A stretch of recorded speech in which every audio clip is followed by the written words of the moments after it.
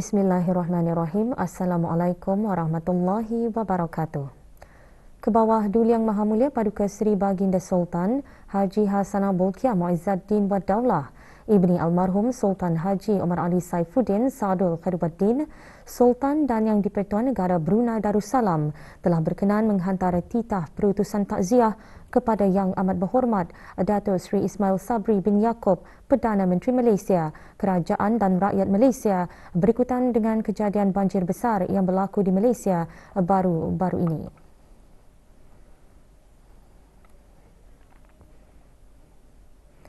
Kebawah Duli Yang Maha Mulia Paduka Seri Baginda Sultan Haji Hasanah Bolkiah Muizzaddin Waddaulah Ibni Almarhum Sultan Haji Omar Ali Saifuddin Sadul Khairuddin Sultan dan Yang di-Pertuan Negara Brunei Darussalam telah berkenan menghantar titah perutusan takziah kepada Tuan Yang Terutama Rodrigo Roa Duterte, Presiden Republik Filipina, Kerajaan dan Rakyat Republik Filipina berikutan dengan taufan rai yang melanda Republik Filipina baru-baru ini sehingga mengakibatkan kehilangan nyawa dan mengakibatkan kerosakan harta benda.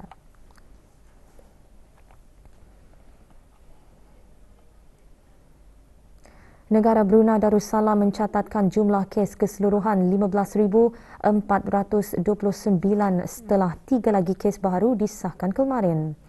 Yang Berhormat Datuk Seri Setia Dr. Haji Awang Muhammad Hisham bin Haji Jaafar, Menteri Kesihatan memaklumkan perkara tersebut semasa sidang media situasi terkini jangkitan COVID-19.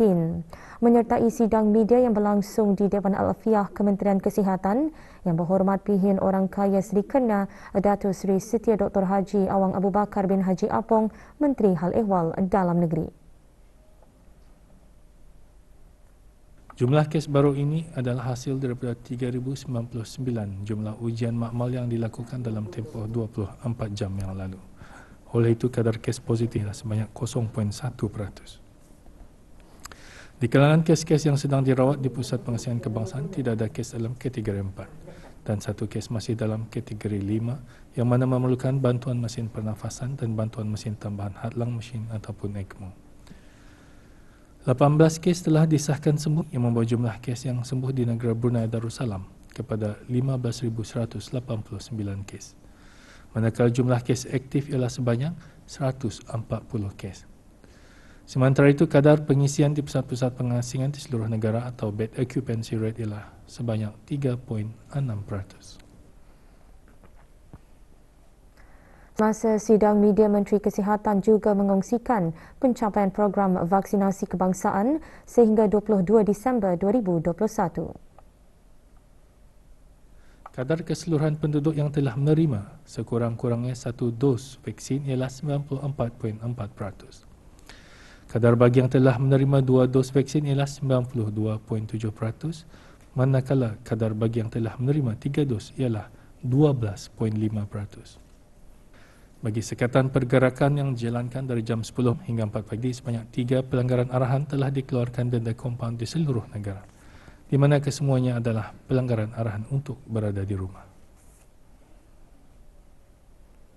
Sidang media situasi terkini COVID-19 akan ditiadakan bermula hari ini 24 Disember 2021 hingga Ahad 26 Disember 2021. Sidang media seterusnya akan diadakan pada hari Isnin 27 Disember 2021.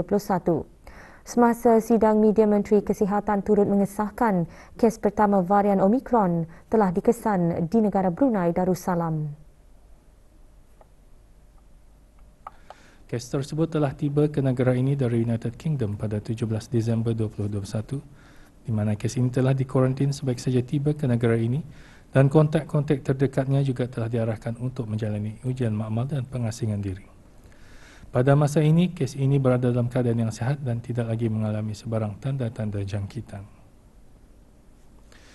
Dapatan-dapatan saintifik mengenai varian Omicron menunjukkan walaupun varian ini lebih mudah merebak berbanding dengan varian Delta, namun ia kurang menyebabkan kesan gejala atau jangkitan yang berat. Sebagaimana dapatan kajian di Afrika Selatan, peningkatan kes akibat varian Omicron termasuk kecepatan mencapai kemuncak wabak adalah lebih cepat berbanding dengan varian-varian lain, termasuk varian Delta. Dan pada masa ini, gelombang wabak akibat varian Omicron di Afrika Selatan sudah pun menurun.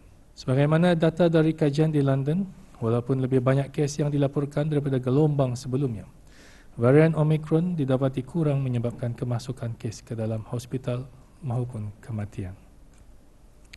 Ini disokong oleh dapatan di mana jangkitan sebenar varian Omicron yang memerlukan rawatan hospital di London adalah lebih rendah berbanding dengan unjuran atau projection yang dikira berdasarkan varian Delta. Sementara itu, kajian sains juga mendapati walaupun 2 dos vaksin boleh memberikan perlindungan yang baik terhadap kesan teruk varian Omicron, namun dos ketiga akan memberikan perlindungan yang lebih tinggi terhadap jangkitan dan tanda-tanda yang ringan. Dengan mengambil kira dapatan-dapatan sains ini, orang ramai adalah dinasihatkan untuk tidak merasa cemas dengan pengesanan kes pertama varian Omicron di negara ini. Langkah-langkah pencegahan dan pengawalan bagi apa jua varian-varian COVID-19 adalah sama. Oleh itu, teruslah mengambil langkah berjaga-jaga seperti memakai sungkup muka, kerap mencuci tangan, amalkan penjarakan fizikal dan elakkan daripada pergi ke tempat-tempat yang sesak. Apa yang penting ialah bagi sesiapa yang telah melengkapkan 2 dos vaksin untuk mendapatkan suntikan dos ketiga atau dos penggalang, sebaik saja layak menerimanya, iaitu 3 bulan selepas dos kedua diperoleh. Kajian saintifik mendapati pemberian dos ketiga atau dos penggalak mampu meningkatkan daya tahan atau immuniti badan terhadap jangkitan COVID-19 termasuk varian Omicron. Pada sidang media yang sama, Menteri Hal Ehwal Dalam Negeri memaklumkan mengenai penyambungan perkhidmatan setelah tamat kontrak dan pelanjutan pas kerja termasuk proses balik pekerja asing. Langkah itu dibuat setelah meneliti akan impak penularan wabak COVID-19 terhadap ekonomi termasuk mendukung pelan pemulihan kebangsaan COVID-19. Pekerja asing yang berada di negara Brunei Darussalam tanpa lesen pekerja asing LPA yang sah dikehendaki untuk balik ke negara asal. Pekerja asing yang berada di negara Brunei Darussalam di bawah lesen pekerja asing atau LPA yang sah yang mana kontraknya telah tamat dan ia berhasrat untuk balik ke negara asal dibenarkan balik dalam tempoh masa 12 bulan dari sekarang. Ini adalah kerana mengambil kira keadaan pandemik COVID-19 yang telah berlaku sejak awal tahun 2020 hingga sekarang yang menghalang kelancaran proses balik pekerja asing ke negara asal mereka. Pekerja asing yang berada di negara Brunei Darussalam di bawah lesen pekerja asing yang sah yang mana kontraknya telah tamat tetapi ia masih diperlukan bekerja di negara ini dan ia berkesanggupan untuk terus bekerja adalah dipertimbangkan untuk bekerja di bawah kontrak baru bagi tempoh 2 tahun lagi atas persetujuan majikan dan pekerja. Menteri Hal Ehwal Dalam Negeri turut mengongsikan syarat-syarat utama yang diperlukan bagi majikan yang memohon pertimbangan untuk pekerja balik secara berfasa.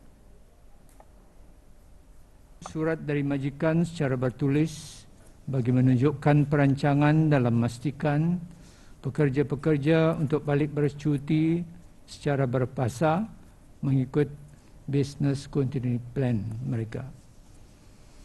Pekerja asing dan majikan bersetuju untuk balik secara berfasa atau staggered. Dan ketiga, peskerja adalah sah dalam tempoh perancangan tersebut.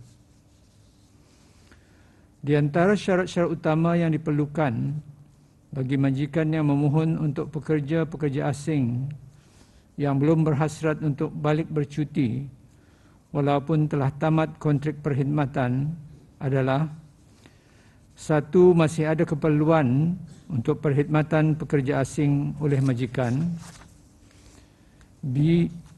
Pekerja asing bersetuju untuk belum balik bercuti dan hendaklah menandatangani surat perjanjian dengan majikan. 3. Jika tempoh permohonan penyambungan tidak melebihi 6 bulan, hendaklah mempunyai bukti penyambungan kontrak. Dan 4, Jika tempoh permohonan penyambungan adalah melebihi 6 bulan dan ke atas, kontrak baru hendaklah ditandatangan tertakluk kepada sokongan regulators.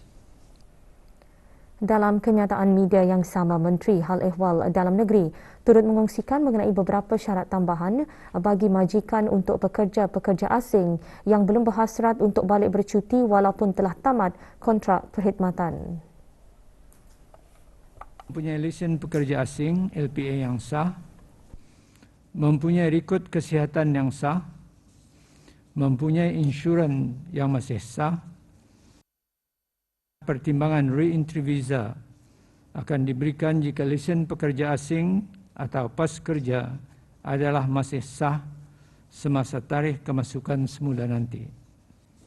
Dalam kesempatan ini, para majikan diperingatkan untuk sentiasa mematuhi peraturan dan garis pandu bagi pengambilan pekerja asing yang digariskan oleh Jabatan Immigration dan Pendaftaran Kebangsaan dan Jabatan Buruh, dan tindakan undang-undang akan dikenakan jika gagal mematuhi akta dan peraturan-peraturan yang ada.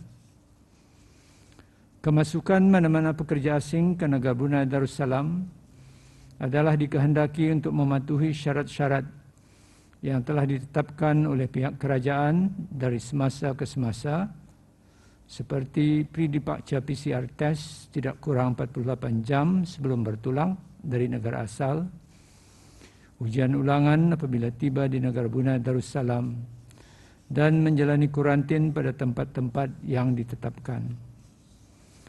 Sebarang maklumat lanjut atau pertanyaan, orang ramai atau majikan bolehlah menghubungi pihak Jabatan Immigration dan Pendaftaran Kebangsaan melalui hotline 7299551 atau email kepada info@immigration.gov.bn dan laman sesawang www.immigration.gov.bn, dan bagi Jabatan Buruh melalui hotline 836-3244 atau email kepada info.buruh@buruh.gov.bn. Anugerah Makanan Brunei merupakan satu platform pencapaian yang mengiktiraf pencapaian para penjajah tempatan dalam industri makanan. Menteri Sumber-Sumber Utama dan Pelancongan menyatakan demikian semasa Majlis Penyerahan Anugerah Makanan Brunei BFA yang diadakan secara maya kemarin.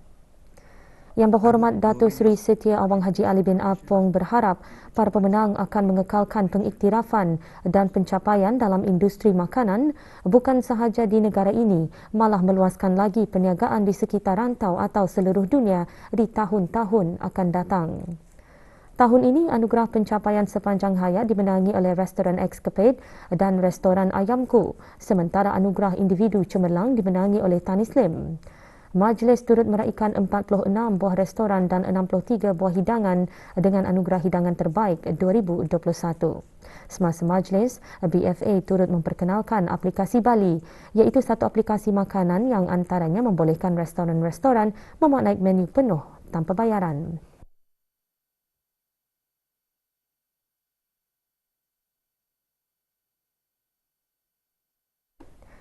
Jabatan Perkhidmatan Elektrik Kementerian Tenaga kemarin mengadakan majlis membaca surah Yasin, tahlil dan doa kesyukuran. Majlis bersempena memperingati 100 tahun penubuhan Jabatan Perkhidmatan Elektrik berlangsung di Jabatan Perdana Menteri. Mula ditubuhkan pada tahun 1921, jabatan berkenaan memainkan peranan dalam memastikan setiap rakyat dan penduduk di negara ini dibekalkan dengan tenaga elektrik, terutama di kawasan luar bandar.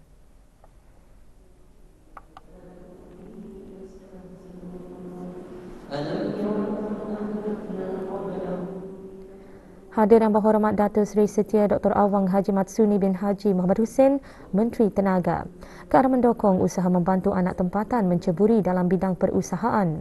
Jabatan Perkhidmatan Elektrik telah menandatangani beberapa kontrak di bawah program iUsahawan bersama beberapa buah syarikat tempatan selaras dengan aspirasi Kementerian Tenaga untuk menyokong usaha masyarakat dalam meningkatkan ekonomi dan mengembangluaskan kebolehan anak tempatan, terutama dalam bidang tenaga.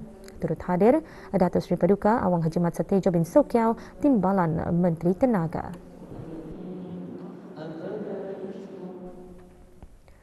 Kementerian Hal Ehwal Dalam Negeri menerima sumbangan beberapa peralatan kit antigen rapid test ART daripada The Season SNF Enterprise dan R&T Electronic Enterprise. Majlis berlangsung di Pusat Pengurusan Bencana Kebangsaan. Sumbangan-sumbangan berkenaan diterima oleh Awang Muhammad Amir Hairil bin Haji Mahmud, Setiausaha Tetap Keselamatan, Kesejahteraan dan Undang-Undang Kementerian Hal Ehwal Dalam Negeri yang diserahkan oleh wakil-wakil syarikat-syarikat penyumbang berkenaan. Sumbangan bertujuan membantu pihak kerajaan ke bawah Duli Yang Maha Mulia dalam sama-sama menangani dan membendung penularan wabak COVID-19 di negara Brunei Darussalam. Dua lelaki warga negara Bangladesh didakwa oleh Mahkamah Magistrate Kuala Belait atas pertuduhan di bawah Seksyen 146-1-D Perintah Excise 2006 bagi kesalahan memiliki barang tegahan.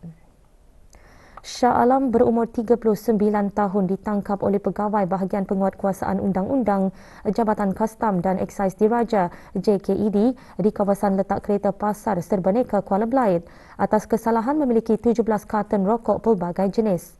Tertuduh mengaku bersalah dan membayar hukuman denda RM16,800. Semua barang yang terlibat dirampas untuk dimusnahkan.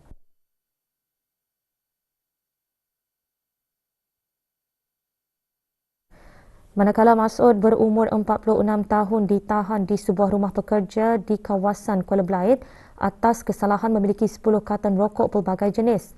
Tertuduh mengaku bersalah dan gagal membayar denda berjumlah RM10,000 dan dijatuhi hukuman penjara selama 10 bulan bermula kemarin.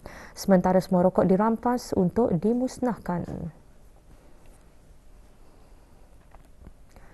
Kementerian Hal Ehwal Ugama menerusi Jabatan Urusan Haji memaklumkan sebuah lagi syarikat pelancongan telah diberi kebenaran untuk mengendalikan perkhidmatan pakej haji dan umrah selama 3 tahun bermula 1443 Hijrah hingga 1445 Hijrah. Pada masa ini, sebanyak 7 buah syarikat pelancongan dibenarkan untuk mengendalikan perkhidmatan pakej haji dan umrah. Bagaimanapun, kebenaran ini adalah tertakluk kepada kebenaran keluar negeri dan kebenaran mengerjakan ibadah haji dan umrah yang ditetapkan oleh Kerajaan ke bawah Duli Yang Maha Mulia Paduka Seri Baginda Sultan dan Yang di-Pertuan Negara Brunei Darussalam. Sebabkan itu, orang ramai berhasrat untuk menunaikan ibadat haji dan umrah adalah dikehendaki untuk mengikuti pakej syarikat-syarikat yang disenaraikan bagi memastikan urusan-urusan perjalanan haji dan umrah berjalan dengan lancar dan teratur. Waktu operasi bagi pusat-pusat swab telah dikemas kini.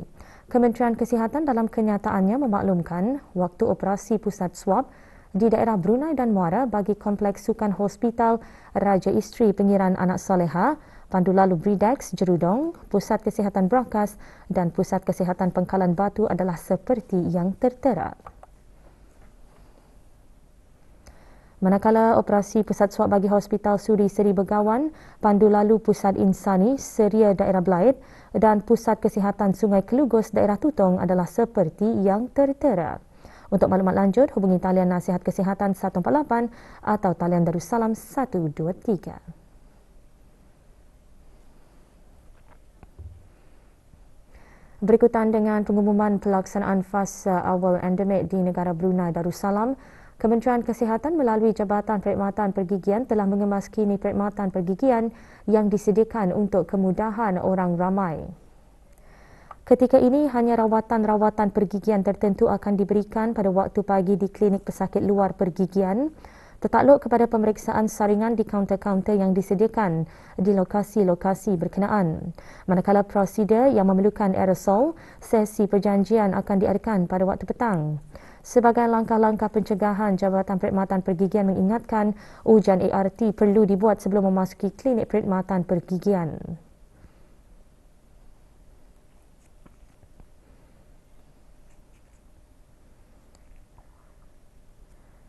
Sementara itu, perkhidmatan konsultasi bagi pesakit-pesakit pergigian melalui talian telefon dan pesanan ringkas melalui aplikasi WhatsApp masih diteruskan.